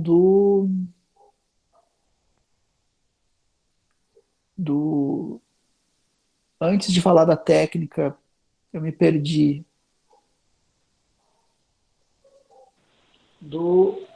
Dessa questão entre a formação da cidadania e a formação técnica, né? Que de repente, que processo talvez a gente, como instituição, né, lembrei o que eu ia falar. De alguma forma propor para, não sei se ajustar isso, né? Mas lidar com isso, né? Porque há também uma pressão tanto de fora, né? Como esse equívoco, né? De muitas pessoas. Eu acho que tem uma coisa que está cada vez mais clara assim, no processo para quem está vivendo ele. Eu costumo dizer para os alunos o seguinte: se você ler Freud do começo ao fim, Lacan do começo ao fim, Winnicott do começo ao fim, você vai deixar de ser neurótico? Claro que não. Você vai ser um neurótico muito sabido, mas você vai continuar sendo neurótico. Porque não é a experiência do saber que vai te transformar. Ela é importante, ela não pode ser deixada de lado, ela tem que ser levada em consideração. Mas quando Freud falava da formação do analista, ele falava saber, você pesquisa, aula, conhecimento, sim, mas soma isso o atendimento supervisionado e a tua própria análise, o tripé. Por quê? Porque essa experiência ela tem que ser transformadora. Você vai ter que se transformar num analista. Quando Freud falava que existiam 3 profissões impossíveis, analisar, educar e governar, ele está dizendo são as 3 profissões em que essa transformação não tem controle, em que essa transformação não tem limite, e ela é fadada, ela é direcionada ao impossível. Você nunca vai governar da maneira como as pessoas querem, você nunca vai trazer o inconsciente totalmente à tona e você nunca vai educar as pulsões. Então você vai ter limites muito claros. Então quando a gente passa para o sistema remoto, a gente diz, bom, então é só ter os vídeos. Não. Então é só assistir o vídeo que o professor manda. Não. Então é só fazer as atividades que o Classroom coloca para a gente. Também não. É uma dimensão de experiência que está sendo perdido. Isso vai ter que ser retomado depois. Isso vai ter que ser reconstituído. Então, quando a gente diz assim, dá para educar no sentido de ser cidadão, não. Mas a universidade promove algumas experiências que nos transformam. E é essas que estão faltando. E essas não necessariamente acontecem só na sala de aula. Elas acontecem no RU, elas acontecem no estágio, elas acontecem nos corredores, elas acontecem nos trabalhos em grupos, elas acontecem nas relações entre colegas, elas acontecem na noitada, elas acontecem com o crush, elas acontecem numa vida universitária, que é uma vida de transformações. E aí a gente está dizendo, tá, mas se eu der um bom livro, se eu der uma boa aula gravada, a gente substitui isso? Não, não substitui. A gente faz alguma coisa. A gente produz alguma coisa. A gente convida alguma coisa. Mas tem algo que está faltando, tem algo que vai faltar. Então, o que poderiam ser experiências que caminhassem no sentido da transformação para a produção de um cidadão, e eu digo mais, não de um consumidor?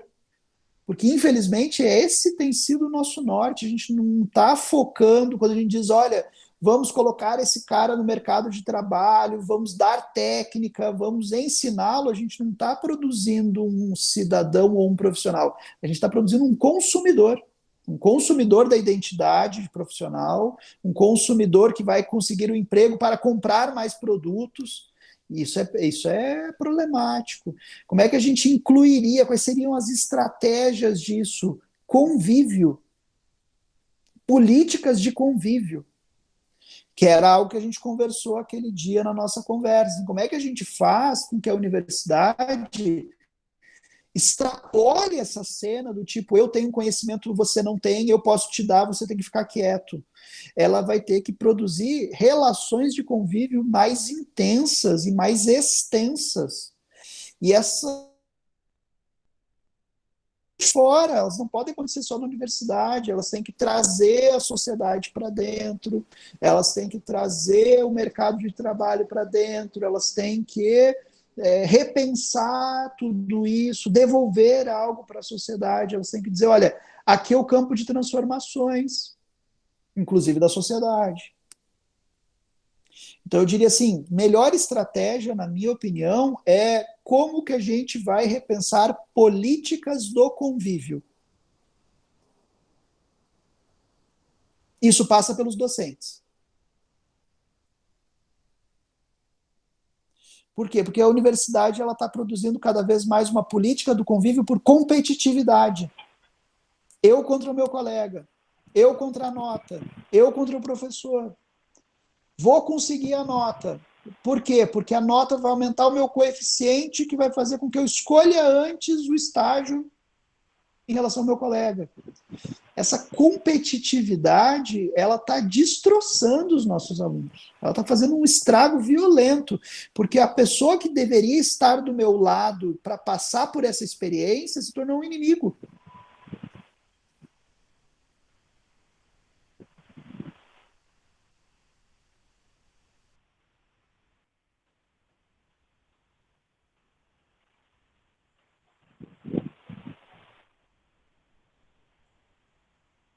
Thiago? Tô? Oi? Podemos passar. Caiu? Podemos Nossa, passar. Deu um corte. rapaz, eu me assustei. Pensei que tinha caído aqui. Paralisou a imagem do Thiago. Reflexivo. Eu fiquei esperando ele concluir o pensamento. Mas não. Eu falei, Thiago? Não, ele voltou agora.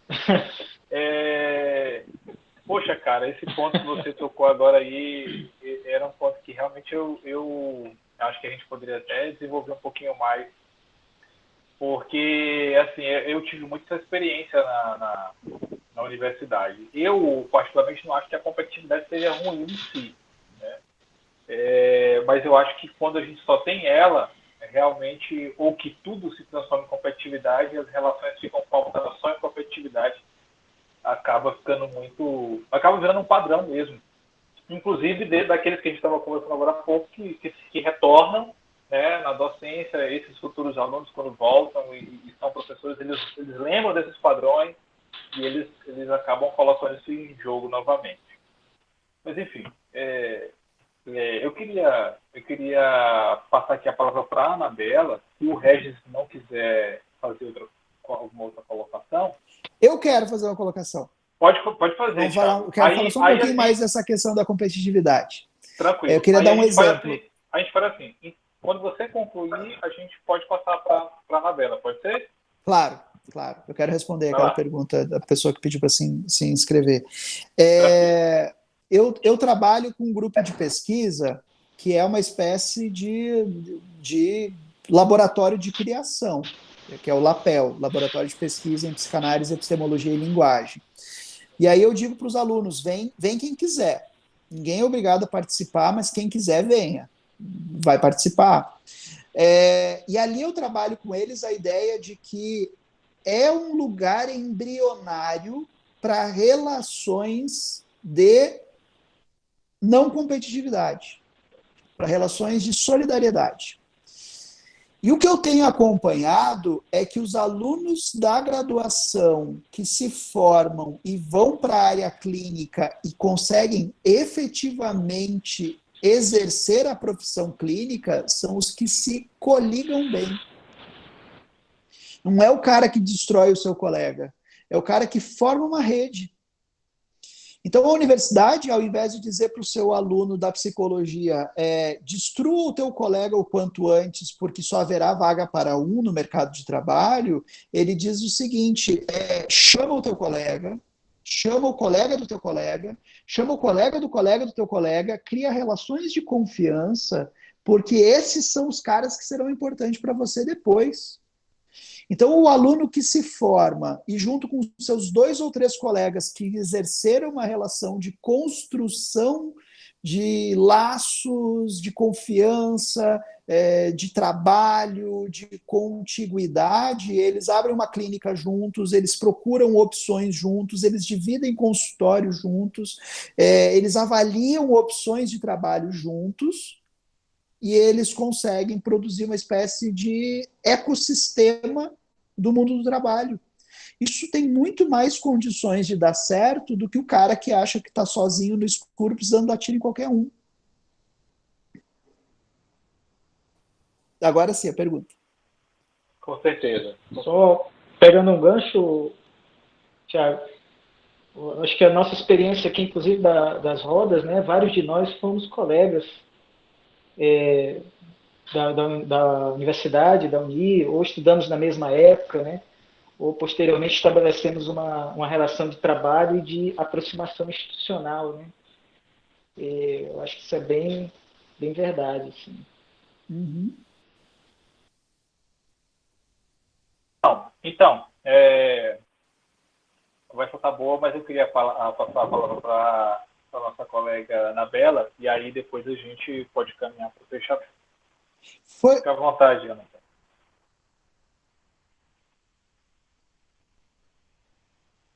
Foi você que disse que queria se inscrever agora há pouco? Oi, boa tarde. Tudo bom, Anabela? Eu sou a professora Anabela. Tá cortando um pouquinho o teu áudio. É verdade, está cortando para mim aqui também um pouquinho. Oi, Oi, eu sou professora do Instituto Federal, aqui no IFRO. Melhorou? melhorou.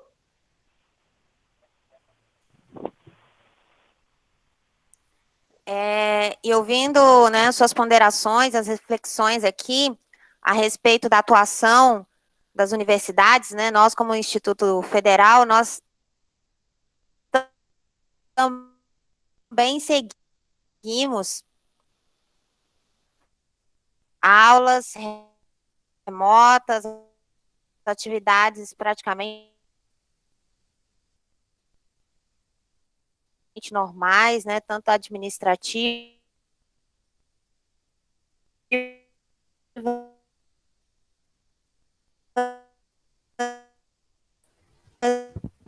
para, não só para o aluno, mas para o professor, né, porque a grande em isolamento, essa rede, acho que a Bruna não está me ouvindo, né? Coisa ruim. Posso te dar uma sugestão, Anabela? Eu vou Eu não estou ver. tendo retorno. Eu não estou tendo retorno aqui. Não. Eu te diria o seguinte, tenta fechar a câmera e ficar só no áudio, ver se melhora a transmissão. Tá bom.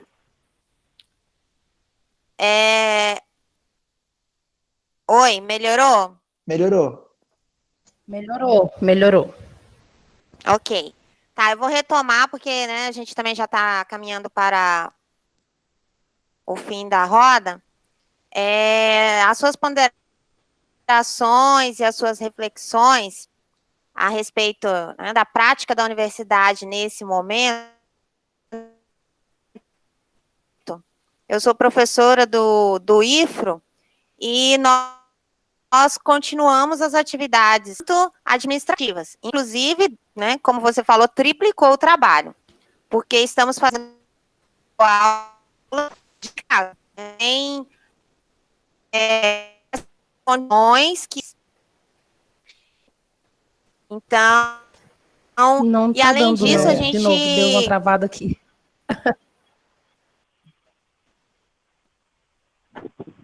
Ai, então deixa. Não, digita. Não, escreve pra gente, por favor.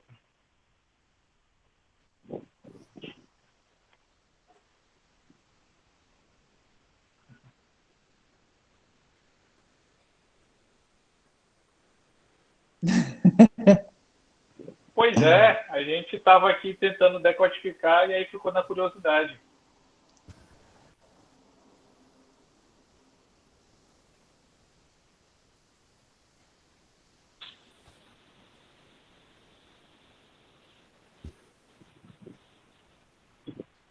Esses tempos atrás eu fiz uma live com o Christian Dunker sobre pensar a pandemia como uma crise humanitária. E o Christian é uma pessoa queridíssima, super carismática, e chegaram, tipo, sei lá, 140, 150 perguntas. Depois eu passei a noite, tipo, aquela noite estava muito cansado, no outro dia eu passei a noite inteira, tac, respondi todas. Então, assim, eu não gosto de deixar a pergunta em suspenso. Vamos lá, vamos ver se aparece aqui. Achei que tinha aparecido já a pergunta.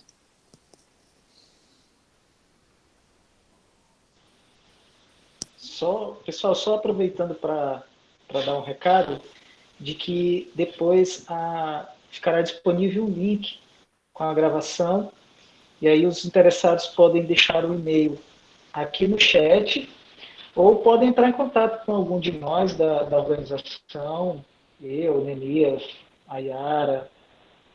Não vão E no canal? que a gente passa o link. Oi? Vocês não vão disponibilizar o vídeo em algum canal? Então, nós ainda não temos uma plataforma ainda que a gente está compartilhando. Então, a gente tem compartilhado pelo link do Google Drive. Entendi.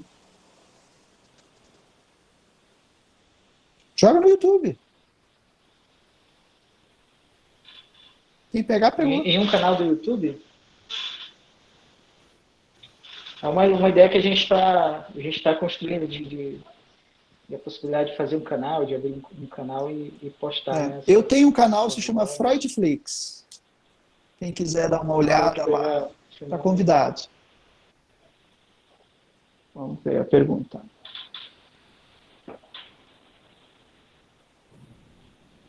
Como a universidade e instituto pode pensar a pandemia à medida que manteve suas atividades administrativas com o triplo de demanda e aulas remotas feitas por nossos professores de casa, sem os mesmos materiais e condições da instituição, bem como a questão humana de estar trabalhando 8 horas acompanhando os filhos que também estão em aulas online e as atividades domésticas. Freudflix, tem um D ali que ficou faltando no canal. Então, Anabela, se a gente diz vamos manter a vida como ela era, a gente está cometendo o erro da negação. E esse tem sido o grande erro das universidades atualmente, ou dos institutos federais, ou das escolas. Eu vou dar o meu exemplo. Meu exemplo eu sou professor de uma universidade, minha esposa é dentista radiologista e minha filha tem 3 anos. Como a gente está sem a escolinha, o tempo em que antes a minha filha ficaria na escolinha, eu ficaria no meu trabalho e a minha esposa no trabalho dela, não funciona. Para que a minha esposa possa trabalhar, eu tenho que ficar com a minha filha. E para que eu possa trabalhar, minha esposa precisa ficar com a minha filha. Então, o tempo que antes nós todos tínhamos, agora precisa ser alternado. Isso significa que, de partida, a minha rotina já perdeu boa parte do seu tempo. Porque eu não posso pedir para uma criança de 3 anos que pague o preço da pandemia, ou que pague o preço do fechamento das escolas. Ela já está pagando. Ela já está perdendo contato, ela já está perdendo uma série de experiências de vida que eu não sei qual falta vão fazer lá na frente, mas eu sei que vão fazer falta.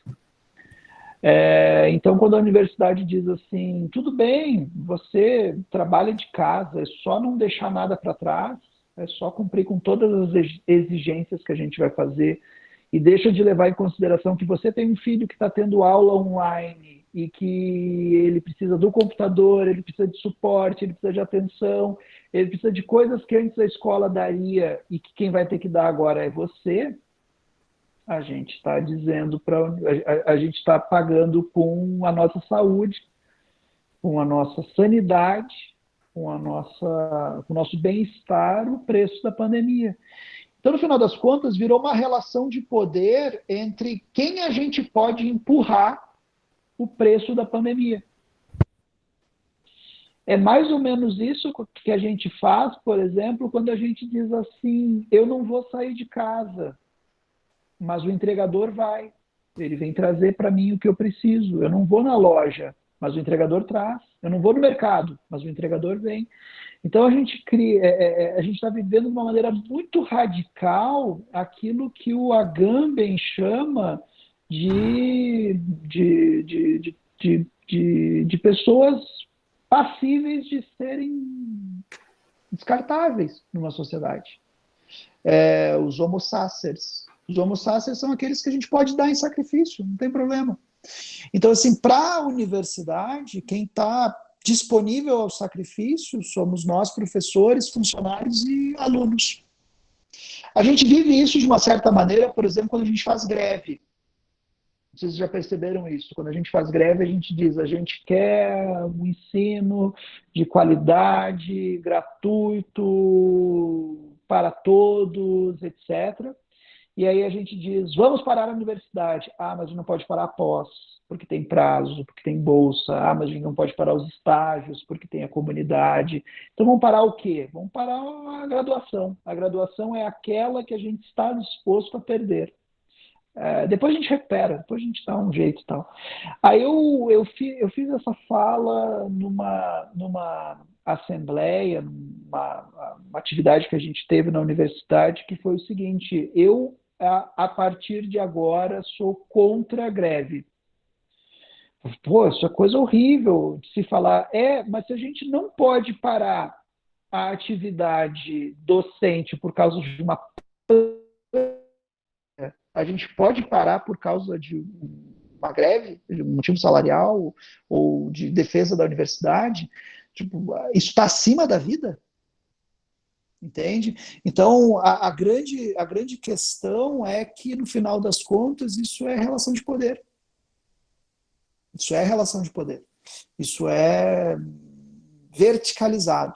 Assim, define-se o que pode, quem pode decidir a respeito de quem mais abaixo pode arcar com o preço disso que a gente não quer abrir mão. Respondi sua pergunta? É uma resposta meio triste, mas é um diagnóstico, não um prognóstico.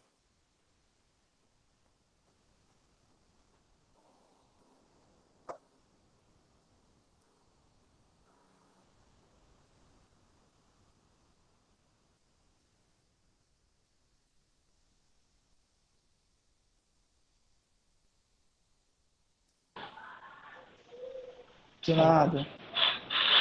Isso é uma função triste de psicanalistas. A gente está, digamos, mais afeito à ideia de falar tristes verdades.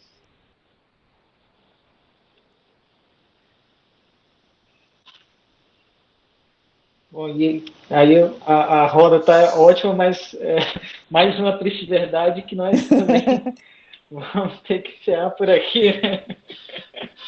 E eu vou preparar a aula. Mais uma vez queria agradecer. A gente encerra e eu vou preparar a aula. A aula do negócio. Então, eu queria agradecer mais uma vez, Thiago, por aceitar nosso convite, pela disponibilidade. Queria agradecer a participação de todos que ficaram aqui com a gente, que participaram, que perguntaram, que ouviram. E tá o canal do professor, o Instagram, que tem as informações da roda, né, de amanhã, né, que vai ir aí na mesma direção, né?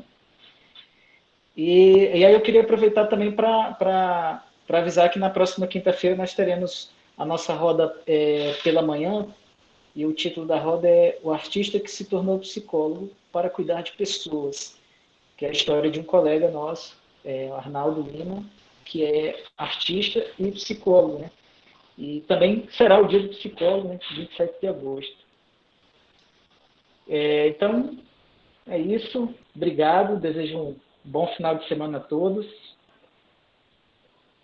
E até uma próxima. Agradeço muito o convite, que seja o primeiro de vários. E um dia presencial. Um dia a gente vai conhecer aí a terrinha. Opa, tomara. Tomara. Obrigado. Falou, Tchau. gente. Abraço.